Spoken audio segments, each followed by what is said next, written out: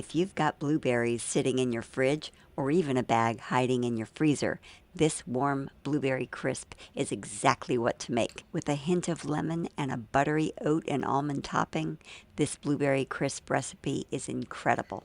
I'm Lisa from Garlic and Zest. Let's get cooking. We're going to start with the topping, a little bit of flour, sugar, and salt.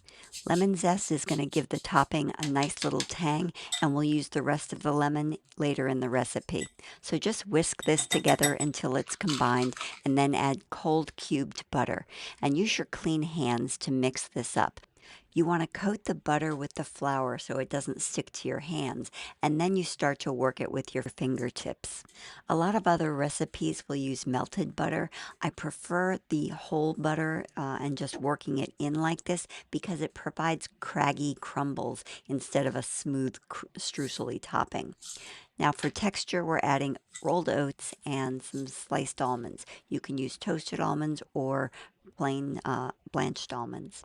For the fruit filling, I'm using 5 cups of blueberries. You can use fresh or frozen. And then we add the rest of that lemon zest. So remember, you're just getting the very outer part, and I like to use a microplane for this. And then we just squeeze the lemon to get all the juice out. It typically comes to about 2 tablespoons of fresh squeezed lemon juice.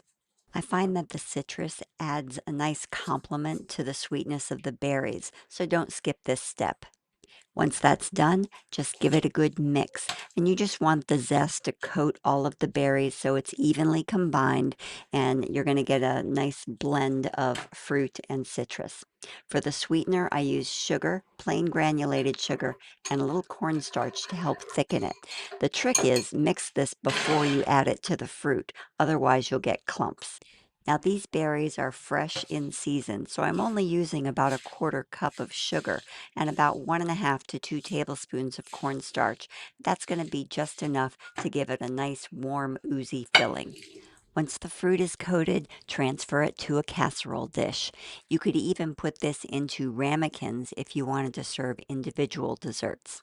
After that, add the crisp topping and just sprinkle it really liberally all over the fruit until it's completely coated. It might look like a lot, but trust me, it's going to bubble up and surround it.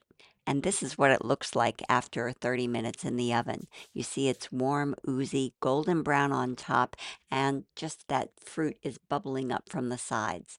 And that fruit is lava hot, so I recommend letting it rest for a few minutes before you serve it. Thanks so much for baking with me today. If this recipe inspired you to use up those blueberries, be sure to like this video and subscribe so you don't miss more simple recipes that help you use what you have. I'm Lisa with Garlic and Zest, and if you're looking for another easy summer dessert, my mango crisp is waiting for you right over here. I'll see you next time.